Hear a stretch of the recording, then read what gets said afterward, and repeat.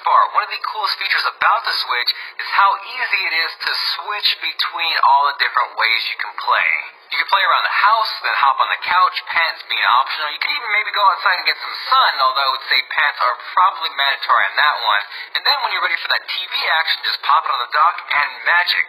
Now it's not actually magic, but what happens when you place the system into the dock is that it automatically ups the system clock speed, which allows it to output it in 1080p.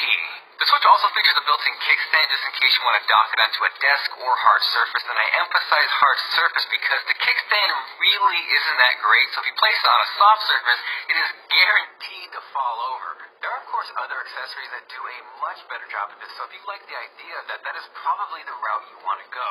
The next up at number 4, speaking of accessories, the pricing is insane. So out of the box, the Switch comes with 2 Joy-Con controllers. Those are those little detachable handles, 1 controller grip which allows you to combine 2 of them to make a more traditional controller, and then lastly some wrist strap attachments. That way you don't accidentally throw a Joy-Con out your window. Now this is totally adequate for the single-player games and some of the simpler 2-player games, but if you want any more of that, you are going to need to pony up. Each Joy-Con is $50. You can, however, get them in a double pack for $80, but you will need to tack on an extra $15 for the controller grip. There's also a Pro Controller option for $70, so you can see if you were buying this for just yourself, it really isn't that big of a deal, but if you've got a giant household or a double the 50 amount of kids, this is going to do some serious damage to your wallet. So next up at number 5, if we threw pricing out the window for a second, with those accessories, there are so many ways to control the games. The simplest option you have is by holding a pair of Joy-Cons, one in each hand, where you just relax your arms and use them independently. This is surprisingly comfortable and personally my favorite way to play. If however you want something closer to a more traditional controller, you can attach the Joy-Cons to a comfort grip, but you're going to be disappointed because honestly it feels worse. The grip handles themselves are super tiny and not particularly well shaped to the human hand, plus, once you're used to using the Joy-Cons separately, it kind of feels like you're taking a step back. If however you absolutely need that controller feel, you're much better off spending the extra money and getting the Switch Pro controller. So next up at number 6, talking a little bit about gameplay. In terms of portable mode, surprisingly, it looks really good. In terms of specs, the Switch's built-in screen is a 6.2-inch capacitive multi-touch panel with a resolution of 720p. Now, I guarantee people are going to hear 720p and lose their minds. Where's 1080? Where's 4K? What is this caveman crap? But the thing is, the screen is so small in terms of scale for its size, it actually looks incredible. For comparison, the PS Vita is capped at 544p. Could you imagine inviting someone over and asking if they wanted to watch a movie on your 544p TV? That ain't quad HD, that is quarter HD. Specs and resolution aside though, the backlight is great, the colors are even better, and I'd even go as far as saying the Switch is at its best when used in handheld mode. Now next up at number 7, as great as the graphics are, battery life is actually kind of a concern. The Switch's battery life is expected to be somewhere between 3 and 6 hours, and you can actually expect closer to that 3-hour range if you're playing more demanding games like Legend of Zelda. Alternatively, you could remedy this by plugging yourself into a wall outlet, but if you plan on being on the go consistently, that battery bank you got to chug through those Pokemon Go sessions isn't going to hack it here. You're going to need something way more powerful. With that said though, if you are going to be that guy or girl on the go, I'll post some of the biggest, baddest power options down below. But next up at number 8, if you are worried about battery life, one bright note with the Switch is auto sleep. Now with previous Nintendo systems, those would continue to run until the battery was completely drained. So in the instance where your system's saying, hey, plug me in, I'm about to die, and you ignored it, you're going to lose all of your progress. The Switch, however, features an emergency sleep mode. That way, just in case the battery gets to a critical point, it's going to automatically put itself to sleep, in turn preventing itself from dying and you losing your data. So next up at number 9, one really important thing to consider is the fact that the built-in storage on the Switch really isn't that much. So for example, Legend of Zelda is 13 gigs, so if you were to download that, instantly half of your storage is gone. Now, while the Switch doesn't support USB thumb drives or USB hard drives, it does feature an SDXC card slot located beneath the kickstand. But again, diving back to the fact that the accessories are expensive and they add up, this is going to be one more thing you're going to have to buy. Now, last up at number 10, one thing to consider is the fact that online support really fully hasn't arrived yet. Currently, the only thing you can do online is browse and buy from the eShop or add a friend using Nintendo's painfully outdated friend code system. Now, Nintendo has promised more online features in the future, specifically with their companion app, but that is still a little ways away, so as of right now, we're kind of in the dark with that. The good news is, though, because you're essentially a guinea pig right now, everything is free, but as features roll out and it becomes a little more robust, you can definitely expect to pay a fee. P.S. As a bonus fact, for some reason, the Switch charges a MacBook. Seriously. Aside from that, hopefully you guys enjoyed the video. If you did and you appreciate me licking cartridges, make sure you drop a like. And about that giveaway, you can find out more details here or down below. This is Jonathan, and I will catch you guys later. I'm gonna stick it in my mouth. Wait. That's my game.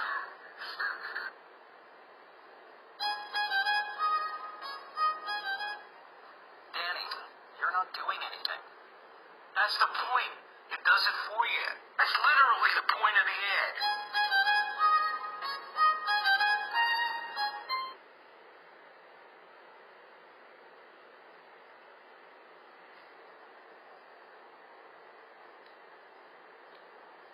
What's going on, guys? Welcome to Tech Savvy Buyer. So what we're going to talk about today is if you should still be considering to pick up a Nintendo Switch in 2019. So let's see if it's worth it or not coming up.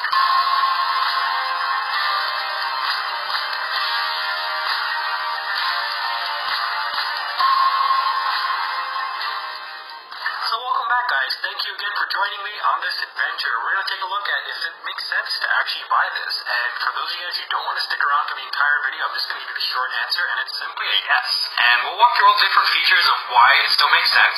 But first, I just want to start off by giving the Nintendo a bit of credit here for what they've done with this handheld console. This came out in March 2017, which means we're almost exactly 2 years old at this point. And within 2 years, it has already outsold the PS Vita in handheld sales, or in console sales in general, which has been around since 2012. That speaks mounds and mounds upon the success that this device has captured for Nintendo. Now, let's talk about what are some of the things that really make this unique and why you should absolutely pick this up, and what may be some reasons you don't want to pick it up.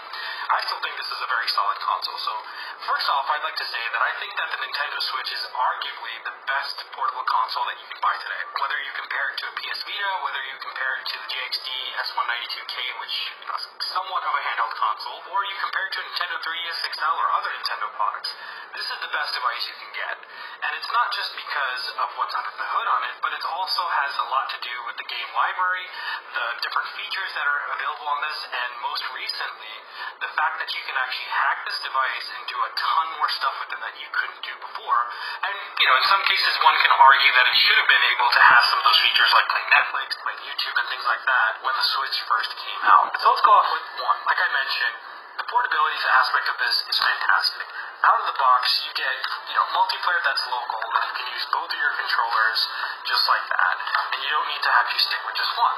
Now, one thing that I don't really like about this is that these are pretty tiny, and with someone with big hands like myself, it can become a little bit cumbersome playing on this for long periods of time, so not something I would recommend people with big hands for. But this is great for kids or people with generally smaller hands. That being said, the other thing I'd like to point out on the Switch is that it's got a massive growing list of games now. One of the things that plagued the Switch when it first launched was a lack of games. There was pretty much only Zelda, Breath of the Wild, you had Bomberman, you had a few other games that came out as launch titles, and they weren't enough to keep you occupied with this device for a long, long time. Now, I personally bought this when it launched, and I honestly would admit that it just sat collecting dust for months upon months upon months. And it wasn't until some more games started coming out, and the fact that the device has now been hacked. So when I say that the device has been hacked, what are some of the things that this actually opens up for you? So for starters, you can start running homebrew on it. You can start loading different types of apps.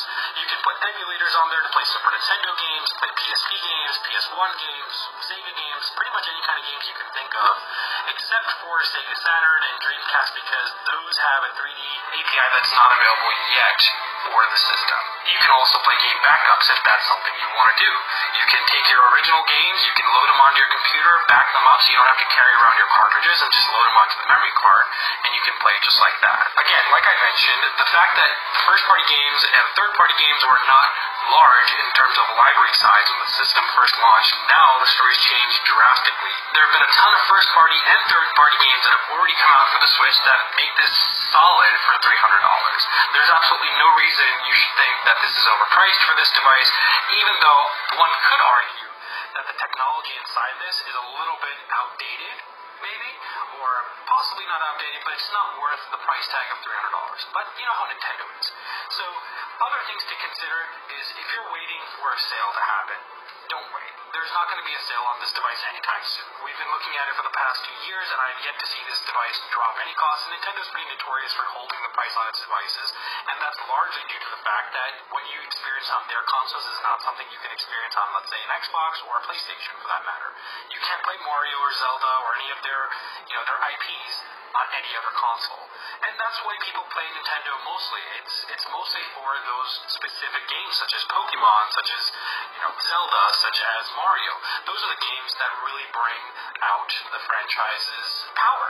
Essentially, the Switch is probably still arguably one of the best devices to play local multiplayer on. So if you have multiple people coming over your house, or you're doing a party or something like that, and you guys want to play some Mario or some Mario Party or Super Smash, this is the only console you can actually do it on. And I have to admit, it's really, really fun to do this. So playing games like Super Mario Party with your friends is an experience that you're not really going to get if you're playing something online with someone at their own place. And that's one thing that Nintendo has kind of held on to, making gamers be able to share a device in a local vicinity and not have to actually go online and play everything. Xbox and PS4 have wonderful online systems, but you can't really play two-player split screen and stuff like that as much as you can with the Switch on those consoles. And that's why I think that this is really unique. Nintendo's really positioned itself to be different. So now let's talk about some of the other rumors that are coming out. A lot of people are suspecting that there's going to be another Switch coming out this year. It's probably going to be smaller, lighter, slimmer, stuff like that, or might have a little bit of a boost in it. And I would just say that if you're waiting to purchase this because you want to see what comes out, my frank advice to you is don't wait. There's more than likely not going to be a very significant change in the system. They might do some minor changes, but I doubt they're going to change the screen to, let's say, from 720p to 1080p, or change the processor, or change the RAM. They might do a very, very small modification, but it would not impact your user experience using the original Switch compared to a new one if it theoretically does come out. Now, there have been sources that leak saying that it is going to happen, but we aren't 100% sure for yet, as Nintendo has their lips pretty tight on this. So all in all, for $300, you still get a very solid console that has a much better game library than it did when the console first launched. Games like Super Smash, Super Mario Odyssey, and even Super Mario Deluxe have really given a new breath of life into this device, considering the fact that it was plagued by the lack of games in the start. In addition to that, the hacking scene has really opened up a lot of different possibilities and avenues of stuff that you can actually do with this console. So the support from third-party developers have definitely given this system a lot more value than it did with the Wii U back in the day. Everyone knows that the Wii U didn't really get a lot of games, only pretty much Nintendo games. Now the hacking scene that I've mentioned over and over again, and you guys need to really check this out. It isn't super hard to hack the system, and it's actually free to do as well. You can load custom firmware on there, you can do a whole bunch of different things with it, and you can actually play backups like I mentioned. Now some of the other cool things that you can do with it is you can actually stream your gaming PC over to your Switch if you have a hacked version.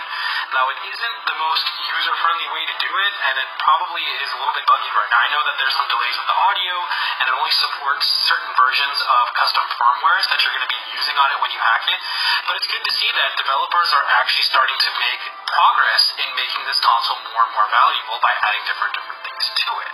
So upon my first impression with this system, I've had this since March 2017.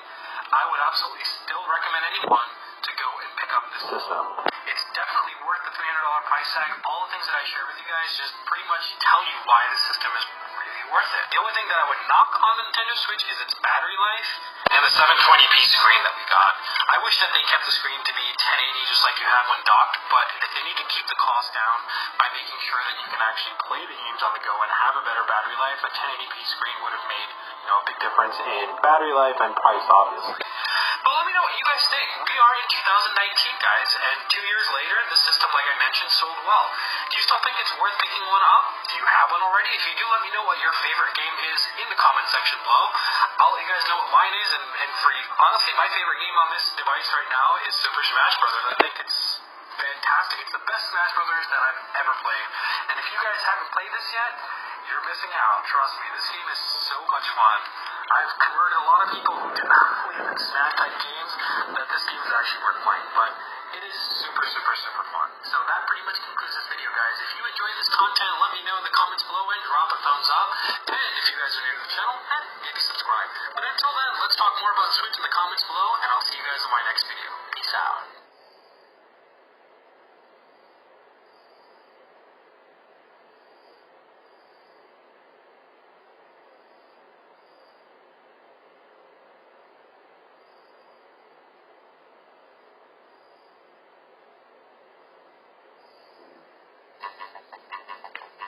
out.